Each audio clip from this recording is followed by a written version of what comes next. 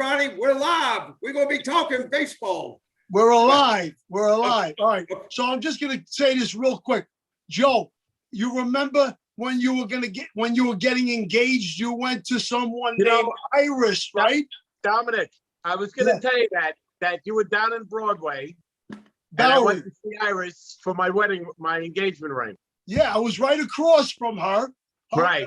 I had my booth there also. Mike knows I was in the jewelry business for 40 years. That's right. Do you know I was the first person to ever do sports jewelry in the United States? I used to do the Yankee logos, Mets, The Yankee logo. Bulls, all that stuff. The paperweight rings. Rings. Yeah, who was a guy that used to come in? Hey, who was a guy used to come in our clubhouse? Who was a guy used to come in our clubhouse? He had like Pedro. In Oakland. That was Oakland, right? No, they came into our clubhouse at the stadium. The guy had probably at that time had $50,000 of necklaces and all the Dominicans, all that stuff. They're trying to grab him off this guy. You know what I mean?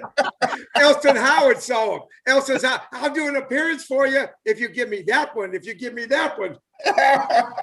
Elston, you know how to deal. Ellie. Oh, he was the best. Ellie was the best. Michael, was he great? Yeah, man, he talked to me a lot in 78 sitting on the bench behind Thurman, but he talked to me all the time about baseball, and he told me that, you're a small catcher in the game. You got to be tough, and here's what you got to do. I had to learn how to be tough around home plate also. But he talked to me all the time, and I can't say enough about Elston Howard. Great man. Just a great man. Oh, him and his family were the best. I mean, we used to come to the ballpark together. That's number one. And we had a basketball team. It was myself, Ellie Thurman, Gene Michaels. It was Roy White. It was Jerry Kinney. It was Jerry Kinney back then. Walt Williams. Walt Williams. Jerry Kinney. Very good. Gosh. Oh. So let me tell you this. Now, I was in the bullpen with Elston my first year in 78, back then. And he welcomed me. It was great. He taught me things like Mike said, he always had your back. But there was one thing that happened there. The only person that ever got him mad, you know who that was, right? Mike? Billy Martin. The only guy ever got him mad. I swear to God, he was the most mild-mannered person in the world, Ellie, right? Laughing, mild-mannered, and then all of a sudden, he got pissed off a couple of times. Billy yelling at him on the phone, getting guys up. You got the wrong guy up. But you just told me to get this. Because Billy, you never know what he's going to say, what state he was in, of course, right? Unbelievable. Hey, I have a story about Ron. Ron, are you there? Yeah. I remember one of my first spring trainings, either 74 or 76. What did I do? Yeah, we were in Winter Haven, and you're talking about the wall I ran into? Oh my God, oh my God, that freaked me out, man. You turned and burned, man, to get that fly ball. You picked your head up, and you must have been running 20 miles an hour right in that wall. I thought you were out, dog. Oh, man. I could not believe that. I'm never going to forget it. I see Herman Snyder running out there. And he was big at that particular time. He was running out there. I'm running out almost like dead and stuff like that. He said, I'm tired. Help me. Like that.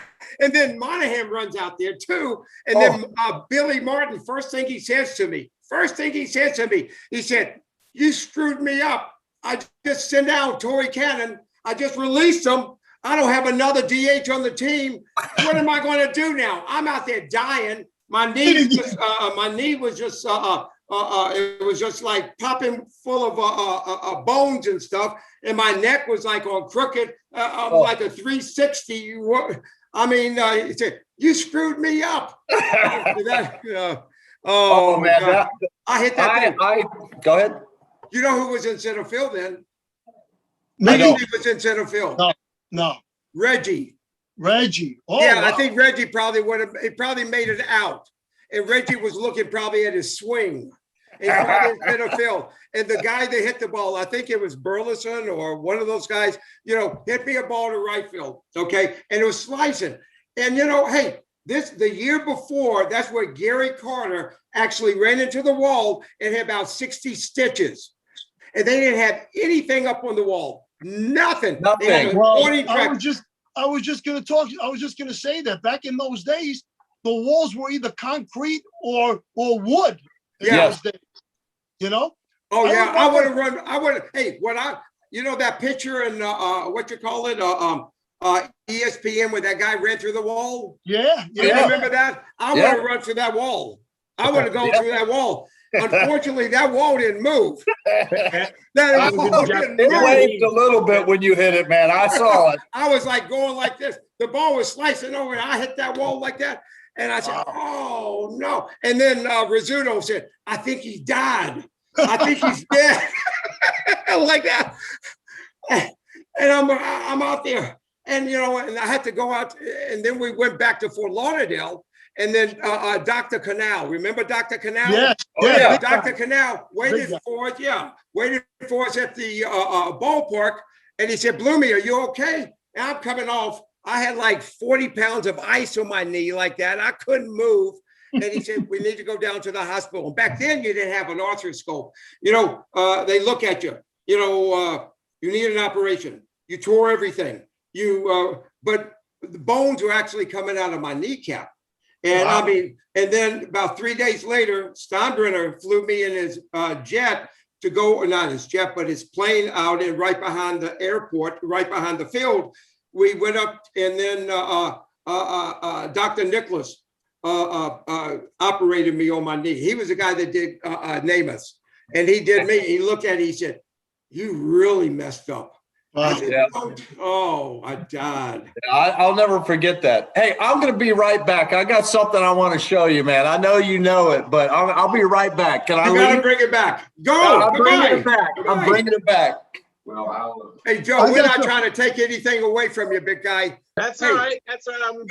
No. When baseball players are together, I'm enjoying the stories. I'm enjoying the stories. Unfortunately, I wasn't at the stadium when he came up to the stadium.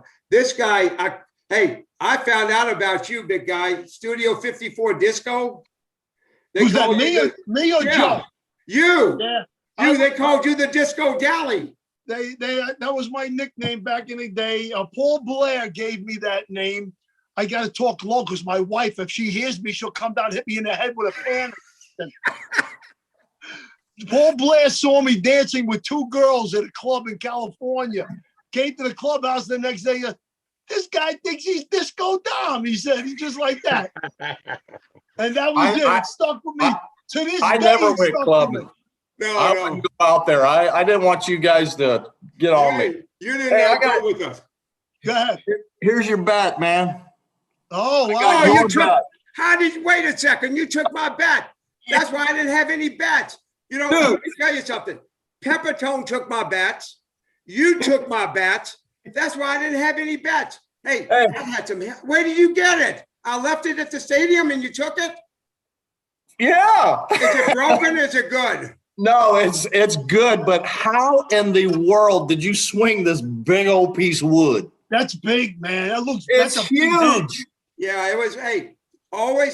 People always ask me, nowadays they use, look at that. That was a wonderful bat. And you know what? I probably had 40 hits in that bat, big guy. I had 40 hits and you stole them from me. You stole it from me. What is that? A C243 or something? No, it's R161, isn't it? In the Rawlings, it's a that's Adirondack. That's Adirondack. Adirondack Rawlings bat, 117CX. 117CX. That was like a 37, 36. Really? Yeah, that's I used to Louisville. I used to use 38, 38. Whoa. Or 161. But wait a second. But back then, we didn't have these computers where you look at every time you hit, you run down to and look at the computer and see how you swing. I always thought, quickness with my hands. Always used my hands. Yeah. And if I had a small bat, I used to use when I first came up, I was so excited to use a Mickey Mantle bat because Mickey left his bats there. It was an S2. It was an S2, and it was wonderful. It was great, but it was like a toothpick in my hand. And I said, I'm getting around too quick, huh? It was an S2. Yeah. But I don't even know if they make those things anymore. But I was too quick. What did you use, Mike? I used a Rawlings Adirondack 413B, real skinny handle, small head. I should have used a head that big the way I hit. I didn't hit the crap. No. People don't realize. Hey, Joe, see this guy right here? Yeah. I would tell you right now, he had the best arm that I have ever seen as a catcher. He did have a great arm. You had the best arm I've ever seen as a catcher. Mike, what were you, 165 pounds? 175 come on, let's bump it up to 180. 180. No, he was a heck of a ball player. Mike, I remember when you first came up, man, you were a skinny guy, but he was strong. He had big forearms, Ronnie. He had big fours. This guy, hey, I remember this. Hey, no. I felt like I was a senior guy. I was up in the bigs 2 years when he first came up. And, when he's catching behind, unfortunately, there was Thurman. And I think it was it Moses there? Jerry Moses there? Who was behind? Fran Healy. Oh, it's Fran Healy. Okay. Cliff Johnson. Heathcote. But, Heathcote really wasn't a catch. He was, he just hit. Okay. But Fran, he was, but this guy could catch right here. This guy. Do you know that's the story how I got my job as a bullpen catcher after I got let go by the Oakland A's. I played 3 years in the minor leagues and let go by the Oakland A's. Came home, and if you remember the story, Mickey Klutz broke his thumb in the bullpen. Yeah. Right? Why? Do you know why he broke his thumb in the bullpen? He was catching in the pen. Yeah, because Cliff Johnson wouldn't catch and Fran Healy wouldn't catch in the bullpen. Cliff Johnson didn't want to catch, so Fran Healy said, hey, if he's not catching, I'm not going to catch. And of course, Thurman, he's playing, so it don't matter, So now they say, okay, we got to get a bullpen catcher. That's how I got there, And it's just a crazy story. You talk about, Cliff Johnson, great hitter, but he just didn't want to catch you. He has to catch on one knee. Remember, Mike? He caught on one knee. Now they're catching on one knee, everybody. Yeah. Heathcote. Yeah. What a guy. He was such a great guy. He still lives in San Antonio. He lives in San Antonio. Yeah. Cliff was always good to me, man. He always treated me just like a great guy, and I have all good things to say about Cliff Johnson. Don't get him mad at you. Oh my God. Well, do you know the story? You remember the story about him and Gossage? Him and Gossage. I was there when that happened. What happened? We were in the shower room. I was shaving, and they were talking, and they had some words here and there, because Cliff at the time, I don't want to get into any big thing, but there was some stuff going on with Cliff and the guys and Goose. Him. He don't mince words. He said something to Cliff.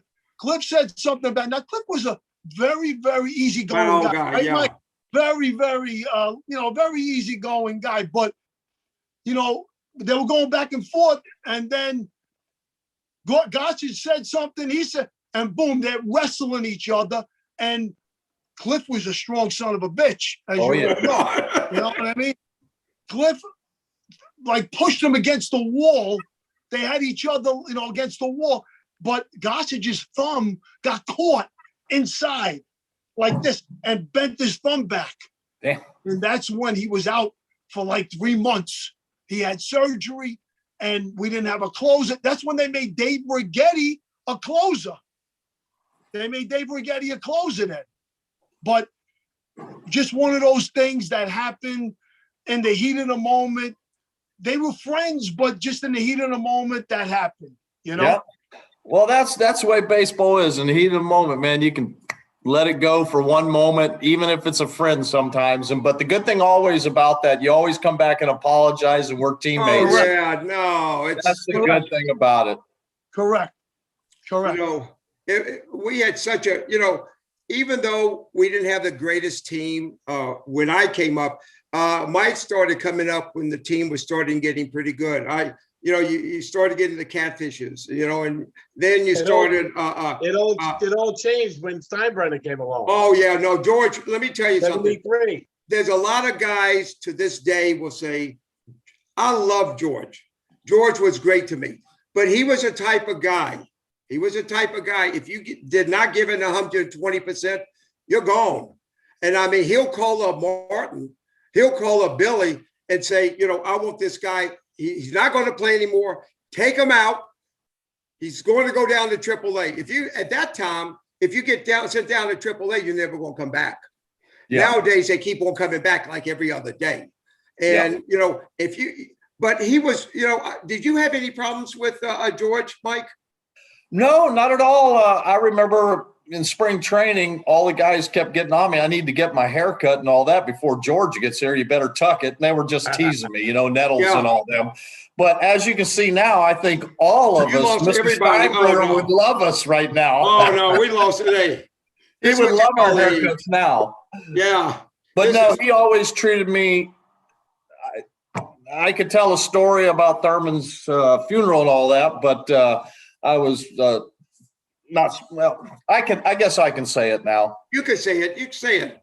Yeah. So when I got there and all that after the funeral, I don't know who walked up to me because I came from Oakland. I flew in for the funeral. So a guy walks up to me after the sermon. He shakes my hand. He grabs my hand. And he says, "George wanted you to have this, and I want you to not say anything about it. Don't mention it to nobody or anything like that." And he squeezed my hand. I'm like, "Oh, okay, I won't say anything. George is happy you're here. He really appreciates you being here." So he said, "Mr. Steinbrenner." So I took my hand back and I looked, and there was $700 in there to pay for my plane flight to go back and forth from Oakland to Canton. He paid for my flight and everything, and he just wanted to be anonymous about it. Yeah, people don't realize. He was a businessman, but he was a fan too, and he wanted more than anything. And Joe, more than anything, he wanted to bring back a winner to the Yankees, because when CBS owned the team, when I got drafted by the Yankees, CBS was looking at the Yankees as just a business losing proposition where we had like 8,000 or 9,000 people at the stadium. But when George came in 73, and we had Bill Verdon, who was a manager at that particular time, he got rid of Bill Verdon. Mel Wright, who was a pitching coach, got rid of the staff other than, Ellie and all those people. And he came in and he looked at us, he said, and he brought all the minority owners down. He said, this guy did this, this guy did this, this guy did this. It was just like bringing in Apple, the guy who owns, Facebook and Apple and all those guys. And, I forget their names because I'm talking too quick. But, it's all these guys that were multi-billionaire guys that living from Cleveland were in the horse business, or they're in the shipbuilding business. He sat down, he said, anything that you want, you let me know. Money is not an object. And the first thing I said, this is what I did. I said, Steinbrenner. I said, this guy must be Jewish. I went over to him. I said, George, I'd like to negotiate another contract with you. and somebody, I think Marty Appel said, the guy's not Jewish like that. And I said, oh no, like that. But we had a small little thing, but he was always great to us. And I'm up at the stadium quite a bit during the off season. We'll have meet and greets at the stadium. Okay. And unfortunately for the last year and a half, we haven't done anything. But when George, he looked at, when Robinson Cano was running, he was with the Yankees and he had a little bit of problems out, really didn't run to first base real hard, and people were booing him and stuff like that. And, and George would have killed him, but nothing happened to him, because he was making so much money. But George, hey, what I'm trying to say, he's a wonderful, wonderful man. I loved him. He took care of us if you gave 120%. Do you guys remember? I don't know if he did it when you were playing, Ronnie, but Michael remember this. Remember we used to go into Cleveland, Mike, and we can go into any restaurant we wanted to. The theatrical. You went to the theatrical. Theatrical, and the pewter mug was another one. They had the best hamburgers in the Peter Joyce's, and there's the one at Peter Joyce. Yeah, Peter Joyce. You remember Peter Joyce? Yeah, I just remember that we used to go anywhere we wanted. As a matter of fact, that was Joe Pepitone's last night with the Yankees when he came back to be a hitting coach. He was in a theatrical drinking all night, went back to the hotel, and we didn't see him the next day. We said, "Where's Joe?" He went home. He went home. I swear to God, it's a true story. He drank so much, he said, I got to get out. I'm going home, he said. Oh, my God. Oh, well, hey, when I first came up in 69, I'm 19 years old. I get into the clubhouse. It was the last 30 days, in September, they brought in some guys. Joe Pepitone was the only guy that wasn't there. And I'm looking for him because I used to watch him hit on TV all the time. Great hitter. He really had the quickest bat, really a super hitter. And we had a big meeting. Joe left the team for 4 days, went fishing on Long Island. He never showed up when the only time I was up in New York. He left. He left for 4 days. And but he showed up on your show, didn't he? He was on your show, right? Oh yeah, he thought I was going to give him some money. That's why he came on my show.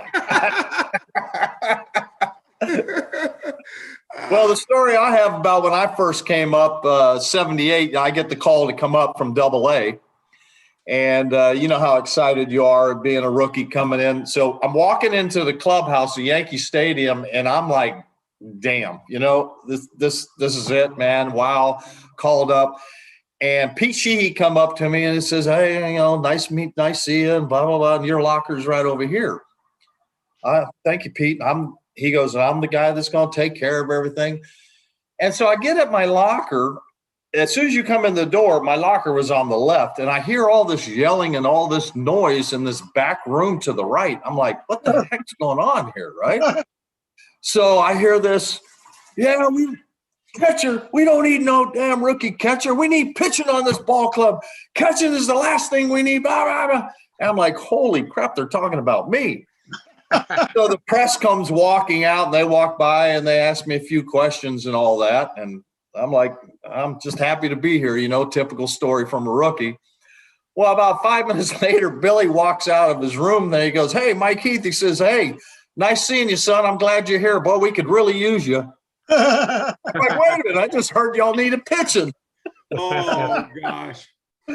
So, but getting back, for me with Billy, I felt that I had a great relationship with Billy when I went to Oakland and all that. I just think that he and I, player coach wise, I was one of those guys that could talk back to him and he really wouldn't get mad at me. You know what I mean? He'd just talk back to me and then call me to the side later on and just, tell me what's going on. But I felt that I had a great relationship with him. And, I played hard for him every day, but I loved Billy Martin as a manager. Well, Mike, you were a guy that he loved because you were like him. You played the game on your, you played the game like on your sleeve. You know what I mean? Yeah. I remember a couple of times when guys tried to knock you over at the plate, you came up. I saw you biting your lip like you wanted to go after the guy. You know what I mean? I remember that stuff. Oh, this guy was scrappy. He was a tough guy. Oh, if Thurman wasn't our catcher, he would be our catcher for many, many years. Mm-hmm. And I told, even when Dempsey came in, Dempsey was a good ball player. When he came to Baltimore, he really flourished. Okay. But when you have somebody like Thurman in front of you, it's like going with Terry Bradshaw. It's like Peyton and Eli Manning, who's behind you. You like that when I said Eli Manning, right? Joe liked that when I said Eli Manning. Archie was a real good friend of mine. Okay. Terry But Bradshaw anyway, and Terry but Handwriting. anyway, when you have those quarterbacks, I mean, the only way that you go actually play is you get hurt. And Thurman really, hey, he never got injured much. I mean, he would never show it. He would Thurman never show it. Yeah. No, never. Yeah. No.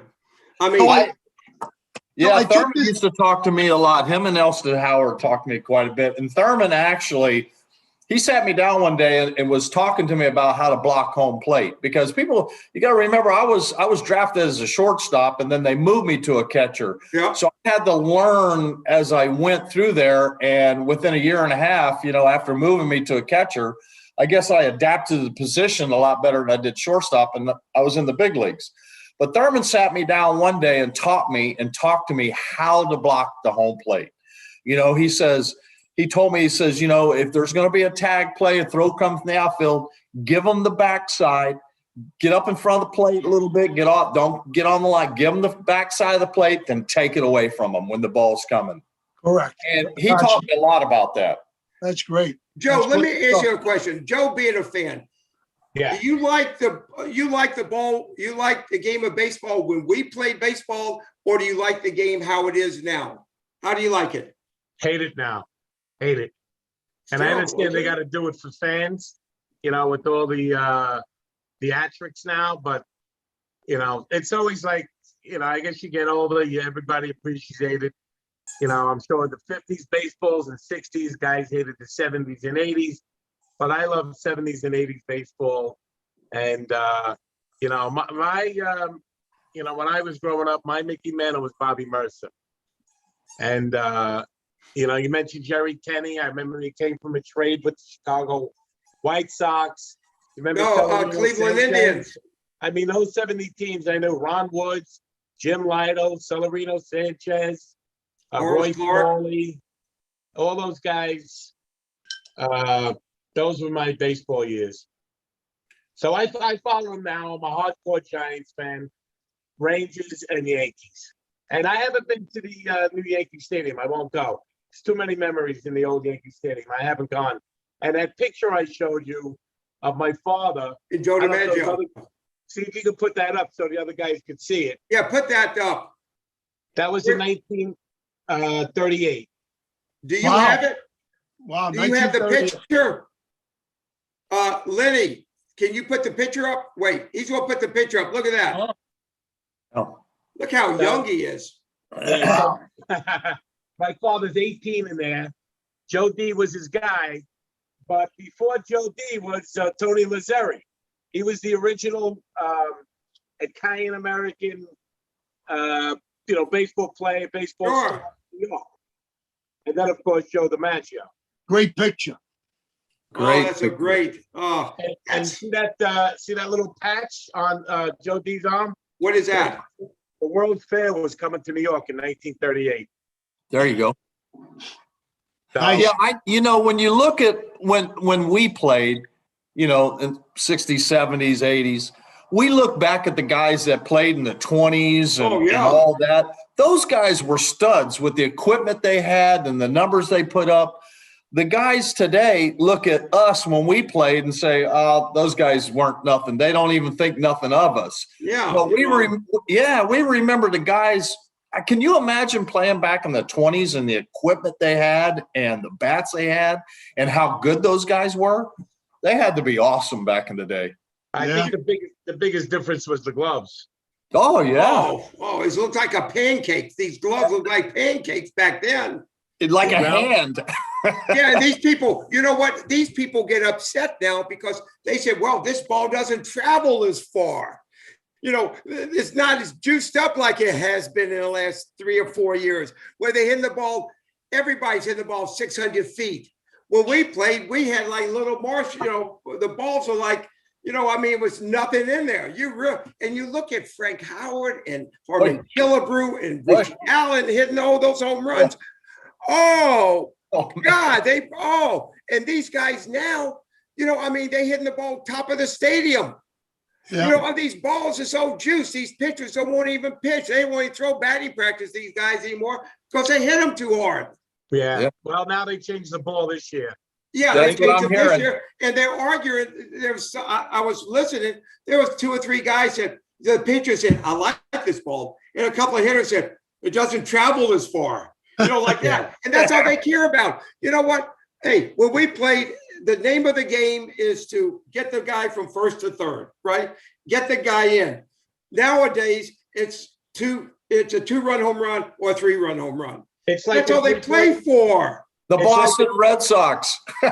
Oh, Do you know the what home I? run. Do The you home know what run I'm sorry. Go ahead. I'm Once sorry. again, Go ahead. I'm just going to say the home run is like the 3-point shot. I mean, it's not, there's no passing in basketball. It's everything from beyond the 3.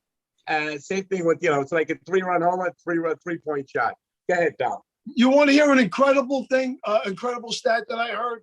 You talk about like how the home run is so prevalent now. Guys are not stealing bases. They're not hitting and running. Mike Trout only had 1 stolen base last year. Mike Trout, now that's his forte, is being a 5-tool player. yeah. I mean, he normally steals 30, 35 bases a year and hits 40 home runs, knocks in 120 runs. He only had 1 stolen base because they don't want him to run into outs anymore, just in case he does get thrown out. They want the guy to get up there and hit the home run. Hey, look, the bats are harder, the balls were harder, the fields are shorter, right? They're not like the old Yankee Stadium where Oh, you play. God. Yeah. Hit the ball up in the air, it's a home run. You know what I mean? They hit the ball up. They got these uppercut swings. The ball goes in the air and it just keeps going. Yeah, just no more keeps going. gaps are done. Yeah, they talk about the velocity. If we hit a home run, we just want to see it go over the fence, right? Yeah. These guys, they don't care about, they watch the home run. They'll flip the bat 20 feet up in the air and they'll watch it. And then they'll run from third base to home and then they jump. If a guy did that to Bob Gibson or Catfish or Sparky or Jim Palmer or Gaylord, Steve Carlton, if they did that, they would get juiced. Yeah. I mean, would they get juiced? I mean, these guys now, now they got all this armor on them. They look like, they got more armor they do than the Giants or the Jets. They got the. Do they do that in college? Now, Dom is the. I don't know, Mike, Joe. Well, you knew he was a head baseball coach for Long Island, don't you? Yeah. Uh-huh. Okay. Now, do they put all this equipment on their arms and? Some guys have it, not everybody, but some guys do have it. No, not a lot. Some guys have elbow guards or maybe a shin guard if they foul the ball off their shins or their foot a lot. You know what I mean? But most of the college kids are pretty good as far as like being tough and everything, especially some of the guys that I get, they do lift, they do like to be strong. The strength part of the game is a big thing. The agility part of the game, we do agilities, we do strength training and stuff like that. We have the Rapsodo system. We have blast motion. However, I don't use it every day. Like, the big league guys now, they, like you said, they taking it back. They go in the tunnel. There's the video room right next to the dugout, right inside the dugout. They go in there and they look at it, They watch everything. We don't do that stuff. But we do use it for certain things. You know what I mean? Well, here we had strength and conditioning. I mean, the Yankees were one of the first teams back in 75 or 6 that got the Nautilus equipment. Yeah. Right. And Hopalong Cassidy was our instructor in there. So Hoppy, he'd bring us in there, work us out early spring training. And when you look at him, everybody said, Hop, you sure you played football? Yeah, no. He was like 5'5" like that. You probably played on a Pop Warner team or a midget football. Yeah. How did you get the Heisman? You got the Heisman because nobody showed up. Somebody didn't have anything to give it to. Hop along. You heard the story. Yeah. Go ahead, Mike. I was on a extensive weight program. It started in '84 for me, and it was a lot of strength and conditioning, and I worked out a lot. But what I'm not understanding, they talk about these guys today, they're so much stronger and this, that, and the other. And how come there's so many guys on the DL all the time? Yeah. That's what I don't understand. Oh, I mean, we hardly ever got hurt. Yeah, everybody's getting oblique pulls and all that. Everybody, how do you do that? We used to just swing and swing and swing. We swung our whole lives. And now, you go to the stadium, these guys are lifting weights. When they go to the stadium, it's their turn to lift weights. After the game, it's your turn to go lift weights. Sure. I mean, just like David Cohn said to me, I was up in the press box doing some stuff, and he said, Bloomy, have you ever seen a fat guy pull a muscle? I think about it. I said, no. Babe Ruth never pulled a muscle. Any of those guys pulled muscles. I mean, how do you pull your side muscle? They pull it because they don't have 22% body fat. They got 3% body fat. And when you have muscles, you got to have cushions when you swing. And these guys are swinging and they get put on the DL for 3 months. But they don't care. They got the 4-year contract and they still making $100 million and they don't care. I mean, that's a good point. When we played, hey, if we're trying to, from Gay Paul, we're trying to get $100 or $200, we're doing good, aren't we? And you go in there, well, you hit 300, you hit 296, you drove in 60 runs and you had 220 at bats. You say, yeah, but you struck out against Milwaukee and you left this guy at third base. We're not going to give you a raise. When they say that? Yeah, I remember in Oakland, I had a pretty good year. It was when I first got over there. It might have been 80, 82. And, when Charlie still owned the team. And so Charlie told me he was going to give me a $10,000 raise. Man, I'm living large, right? Well, what happened was it put me in another tax bracket out in Oakland, California, and I made less money. Got home less money a month. I'm like, wait a minute, what? Don't you made? Hey, he was a character, that guy. He used to bring in the mules before the ball games. They used to ride the mules in there, and they had the orange baseball. Remember, they had Herb Washington, who was the designated runner. And yes. He ran, and from the University of Michigan, and he ran like sprints. He had every record in the world, but he never played baseball, and he couldn't. And he whenever they put him on first base, he always got picked off at first base. He got picked off. Always, because he didn't know how to. They thought because he was fast, he's going to beat the ball. Yeah. When you have Thurman, let me tell you something. When you have Thurman catching, and let me tell you something. And he's probably the most, and Mike would tell you, he's the most unorthodox thrower. Am I right? He'll throw from the sides. He'll throw underneath. From the side.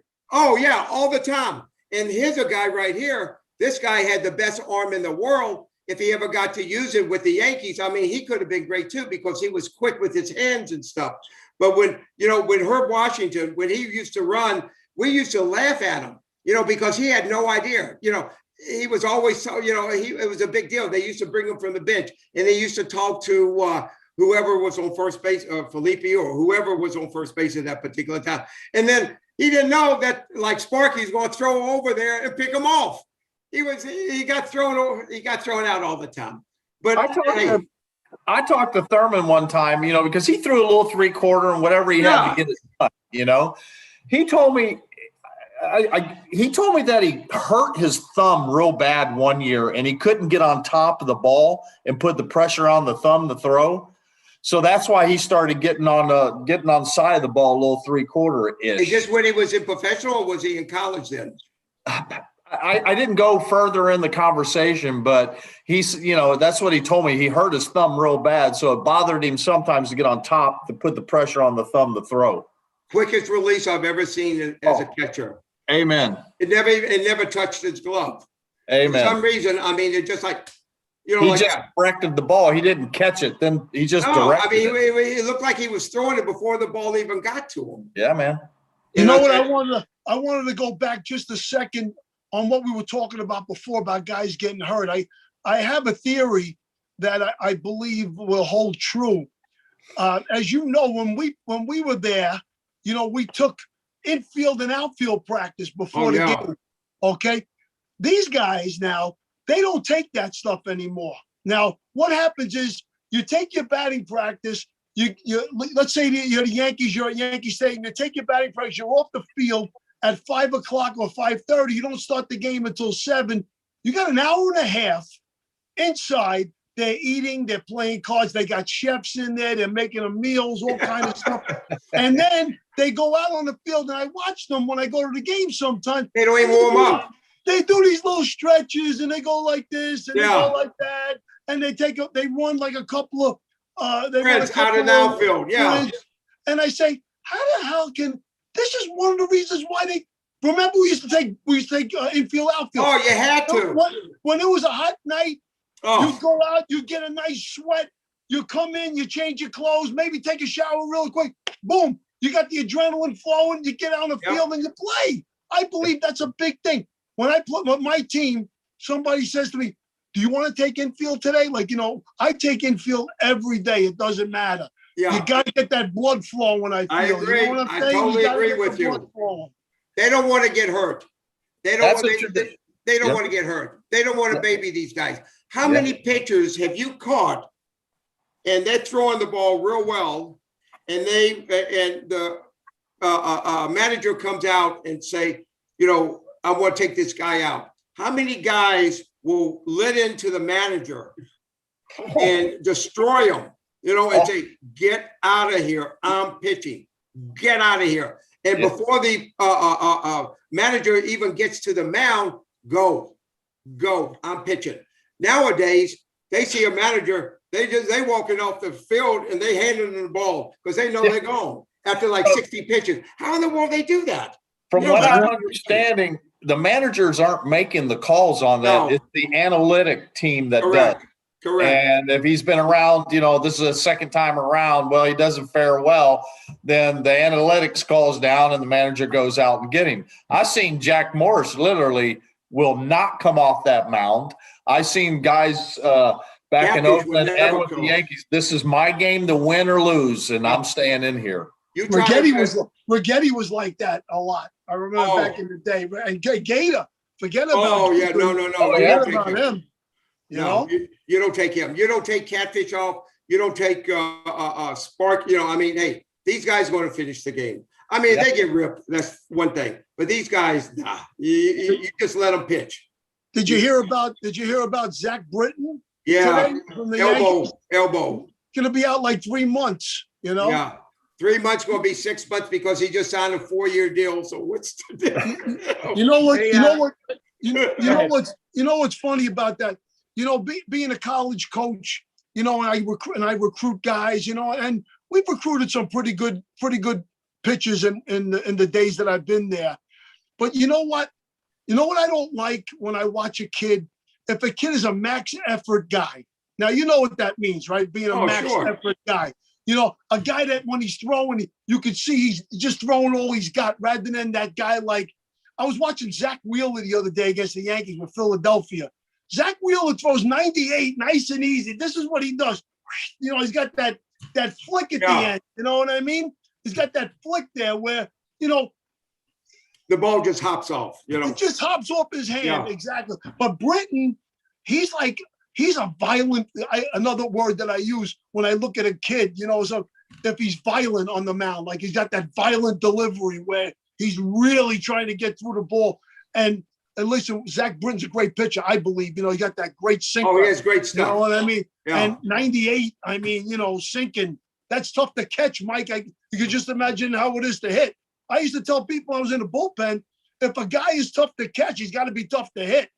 I'll give you, amen. I'll give you another guy that when you were talking about sinker and a heavy ball, how about Gil Patterson? Oh, Gil Patterson, yeah. Dick Hey, Tidrow. Gil had great stuff. Wait, once he hurt his arm right-handed, he started throwing left-handed. Quick to throw left-handed. People don't realize that. I remember that. I remember first catching him right when he went down to Dominican and Puerto Rico when he hurt his His arm. ball was heavy. Whoa. Oh my God. It was like catching a bowling ball. Oh, his ball. Oh, heavy. Dick We'll get Tidrow Joe was in. another. Dick We'll bring Tidrow Joe was in. another guy. Who? Dick Dick Tidrow. Tidrow. Dirty. Yeah, Dirt. Dirt. They call him Dirt. Yeah. He was tough.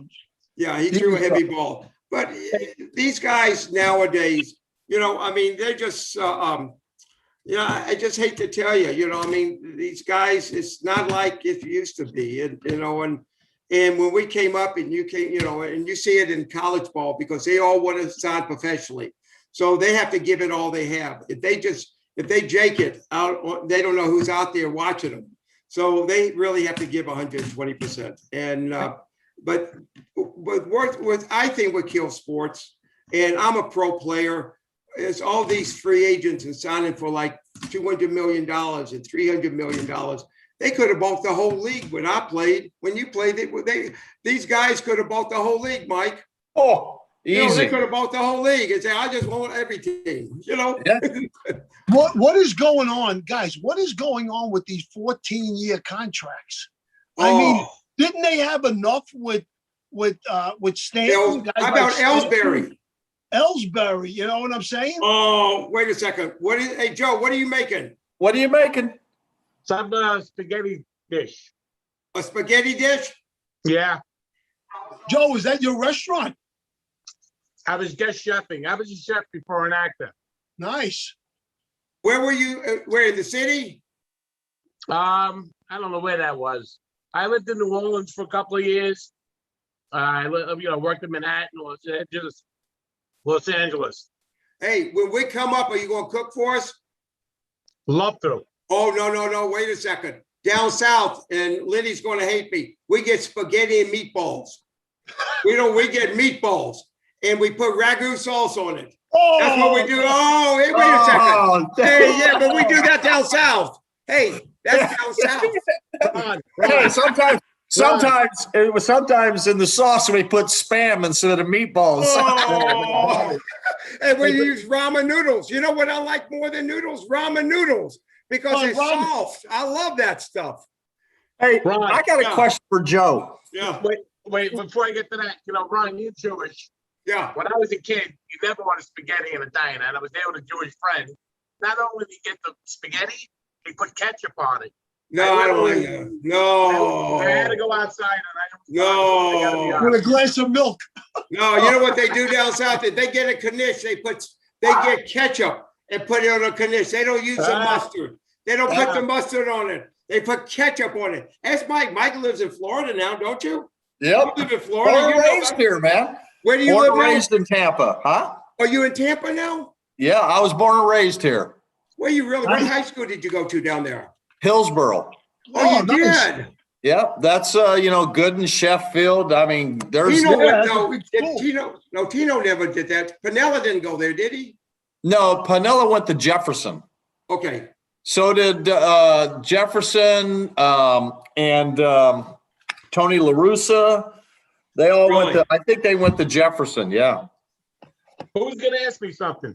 Yeah, Mike Heath. Here, I want to know who was your all-time Yankee player favorite, and who is Bobby your? Britton.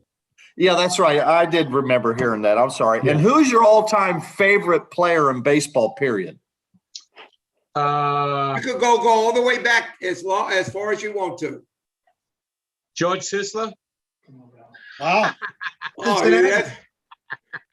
you shocked us. We don't know what to say. Yeah. No, listen, Hey, I'm a baseball you stumped us, historian. big guy. I'm a baseball historian. Not being in the So, Hall of Fame. I it's hard to say. I was a big Bob Gibson fan. But I was gonna ask you guys, who on the and I know who I think it would be, but who on the current Yankee team right now would you say is like a throwback into the 60s and 70s? Brett Gardner. Brett Gardner. Okay, I was gonna say LeMahieu, but I can see Brett Gardner. Aaron Boone. Yeah, no, I would say Brett Gardner and LeMahieu. Yeah, Yeah. well, LeMahieu, I've seen him. He's a great hitter.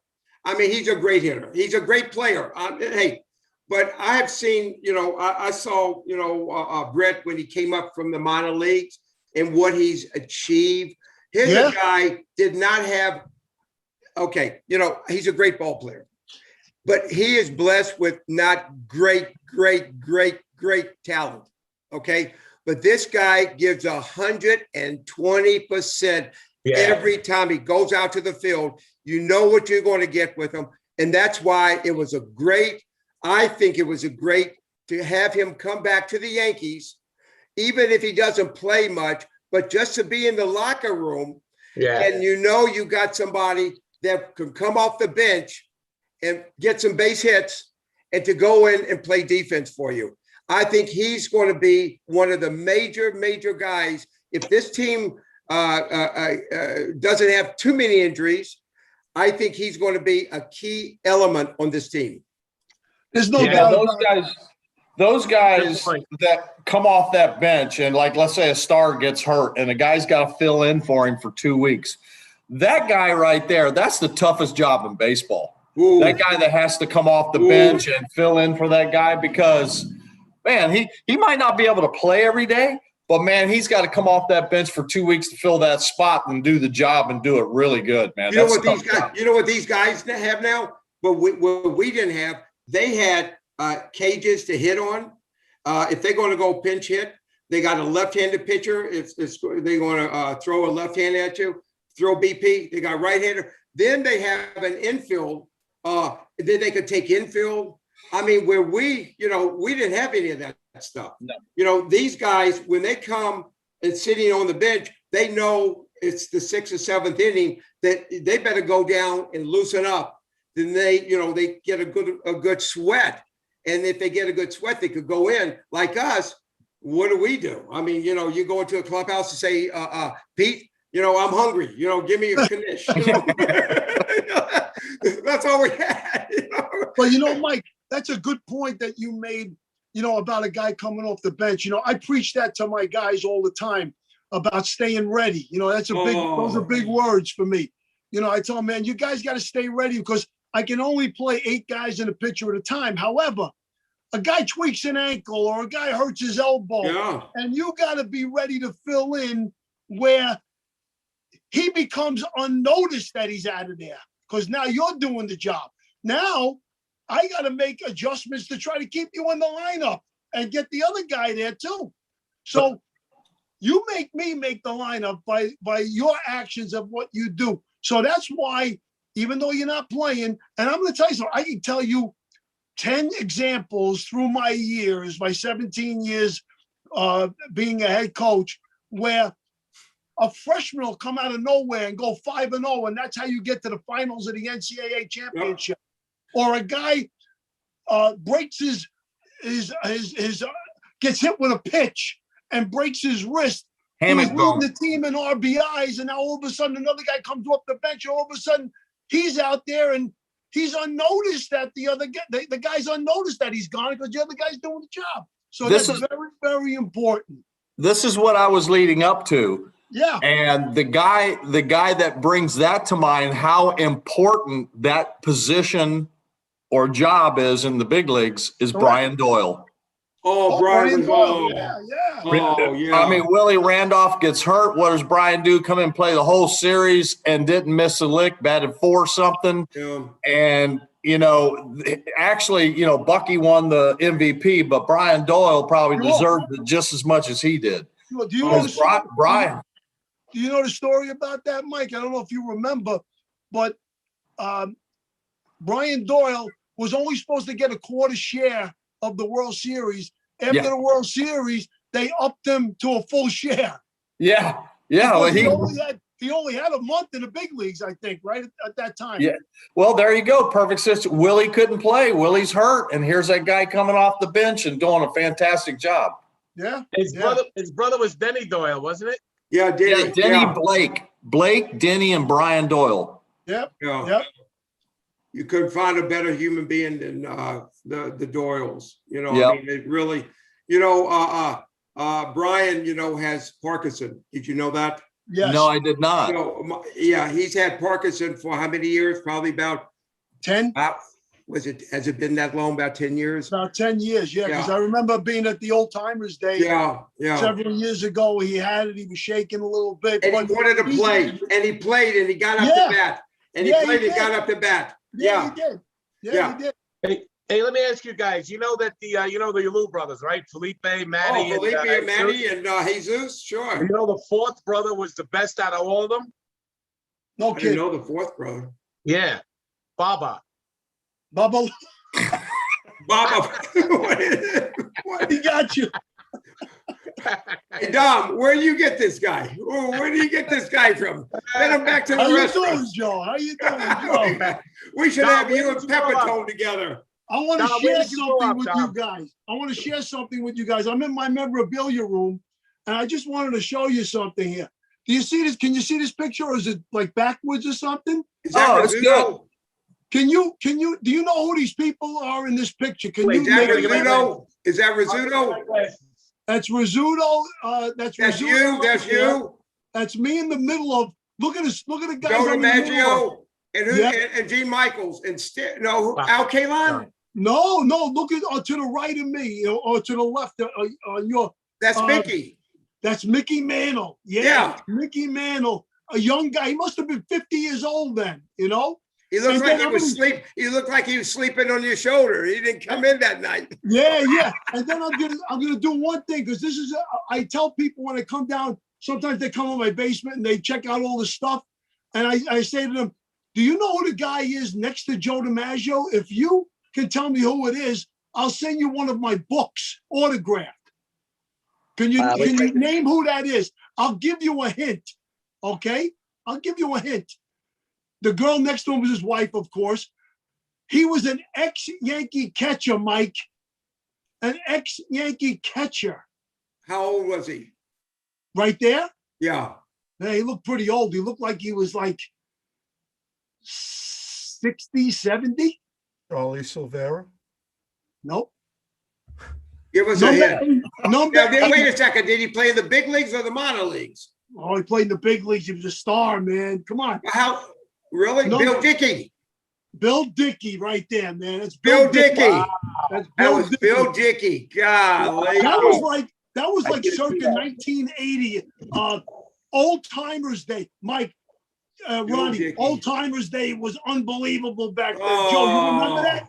You remember going Old Timers Day back then? Those are the 2 number 8s retired. Yep, Oh. 2 number. And Yogi is the guy that's got his hand above Rizzuto's head. He put gum on his hat right there, if you could see it. There's a piece of gum on his hat.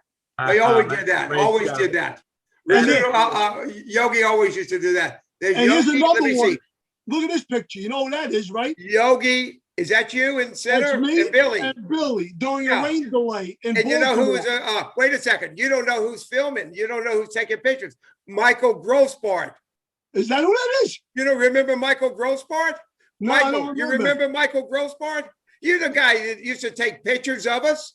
Yeah, I don't You know. know I the was guy- just in awe, man. I the guy- don't remember much. No, wait a second. Down in spring training, the guy had a fro. He had Oh, I remember the fro. he had a big fro and always wore bell-bottom pants. And Thurman always used to every time he saw him, took a bat and whopped him in the stomach. That wasn't my example. So listen, Joe, there's a story about this. You know what it is? A reporter, that was like right before the game was going to start, but they had the tarp on the field. So the reporters were allowed in the dugout until they told them that they were taking the tarps off the field. So the reporter said to us, actually, he addressed it to Yogi. He said, "Hey, Yogi, you think it's going to stop raining?" He goes, "It always does." I had to tell you that story.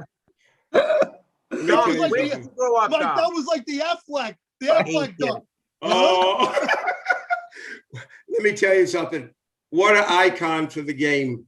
Yeah. He was the best of the best. And we were around them. That was like, that's the unbelievable part. We were around them. And that wasn't even in his book. You know what I mean? He always said these things. You had no idea what he was talking about. Oh, man. Hey, I it's tell going to you rain. It's going to stop raining. It always does. what, It always does. He said. Always does. That's a great one. Oh, me. Let me tell you something. We had some fun. You know, Yeah. we really did. And, you know, doing these Zooms is so much fun. Michael, do you do a lot of Zooms or have you? I do not. I don't get requested. I did one, several months ago, but I don't get many requests to do them. Probably people don't know where you are. People hit me up on Facebook every once in a while and they'll see and send friend requests, but I don't accept all of them. But it gets out here and there, and then I'll get a text from somebody. That's how it happened last time. But I We don't gotta do have many you of on a them. lot more. No, you and Dom, and Joe, we gotta have you all on. And I know, Joe, we didn't let you talk much. Well, we're sorry. But when ball players get together, they're like animals. We got so many tales to tell. Joe, I know when you go in your kitchen, you probably tell us where they put in our food. We don't want to know. Listen, Joe, I enjoyed Joe, listening. let Joe tell us a story about the Sopranos. Come on. Yeah, you gotta tell us. Come James on. Gandolfini. Okay. Come on, The man. one that they Lorraine filmed Bracco. Those are legends. Yeah. Those Dominic. are legends you were with. Where did you grow up, Dom? I grew up in Brooklyn, Greenpoint, Williamsburg. Okay, so I'm from Gravesend, Okay. I played ball there. right? And I went to Lafayette, Johnny Franco, and Stanley Koufax. Pete Falcone went there, didn't And he? with the Wilpons, Wilpons too, and the Wilpons, The went to high school Wilpons, there. and Sam Ratigliano, coach of the Cleveland Browns. Okay. So, Soprano, listen, you guys were part of the greatest name in all of sports. I like to think about it. I was a part of the greatest TV show of, You betcha. You betcha, Yeah. man. and I made my mark, and you guys made your mark, and here we are. That's great, man. I You were tell great. you, You were I great used to- on that show. Yeah. I Oh, yeah. watched it constantly. Then I binged watched it again. I bought the whole series and binged watched it. I love it. Well, I'll give you a little fact that maybe you guys don't know. The first year, in the first season, I was a different character. Little bakery scene. Christopher shoots the guy in the foot. I was a bakery customer, Gino. They brought me back as Vito. And that was great. I got to kill Yankee Jr. in the third season. The fourth season, I was reading a book called Murder Machine, true story about a Brooklyn guy. Had a crew who was notorious. He had a gay character, a gay mobster in his crew. I brought the idea to the writers. Wow. And they said, listen, this is something you don't see in a mob thing. I'd be willing to do it. Now, being from Brooklyn, that's not easy, right, Dom? Play the gay guy. But I did it because I wanted to prove I could act. I wanted more, screen time. I wanted a storyline, and it changed my life. So, right place, right time, but sometimes you got to think outside the box. Good for you, Right. man. And I Good for tell you. everybody that, Beautiful. So Beautiful. that's why I'm on this thing right now, because if I would have been a background guy with a couple lines here and there, but that's what I did. No, Joe. You're a main man. You're part of the Yankee family now. Yep. You're Yep. part of the Yankee family. No. What you need to do, Mike, is contact the Yankees. You're right in Tampa, and Gil Patterson lives down there. You see Gil probably all the time. I speak to him occasionally. Yeah, you need to call up the Yankees and tell them you want to come down to Yankee fantasy camp. There's a story behind that. There's been a couple of guys, Gator and a couple other guys that said they're going to throw my name out there. Yeah, you got to call them. They did contact me 2 years ago, but it coincided with the Detroit Tigers. And I told them I can make another week if they had it, but they said, no, we need you for that week. And the Tigers have been up in Lakeland. Yeah. Yeah, constantly. I've been in the fantasy camp with them, but I told them I would if they let me know, I'd love to do a Yankee fantasy camp. I'd love it. You should tell them, Joe, you love baseball, right? You probably grew up playing stickball your whole life, right? And Dom, you played stickball your whole life, right? Sure. 100%. Dom, you should ask them to come down to fantasy camp too. It's hard for me to come at that time because we start practices with baseball, with the Delphi. Well, okay, but y'all I actually can. start. No, you can start. They got a camp in November. Are you in baseball? Oh, they do? Oh, Yeah, they have got one a camp in November, and they got a camp in January. They got 5 camps now. They got 5 camps now. And I mean, it's of course, for last year we didn't have camp, or I don't think this year we're going to have. We might, but who knows? But anyway, y'all should call up and find out if you could go to camp. Mike, I mean, you right in Tampa. All the guys, there's a lot of guys lives in Tampa. Derek Shelton. Do you know Derek Time to Shelton? wrap it up. Oh, I love talking. Lenny, where are you? Where are you, Lenny? Hey, what was that? That's God speaking. Oh, it's Lenny. I'm sorry. This is the voice of God. Lenny. Lenny, Well- we're just having such a great time. Let me tell you something. Hey, Joe, Disco, Mike, y'all are the best. This is fun. You know, I started this 8 months ago. I had no idea how to do any of this stuff. I still have a flip phone. I still got a rotary phone at home. And it's not easy for me to do, but to talk, this is fun. And Mike, you know, I mean, we grew up almost together.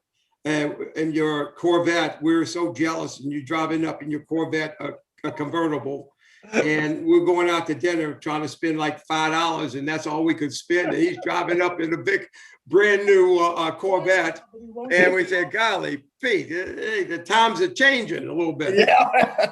And now he's a biker. He's a Yeah, biker. no, you Yeah, got your that's right. Harley.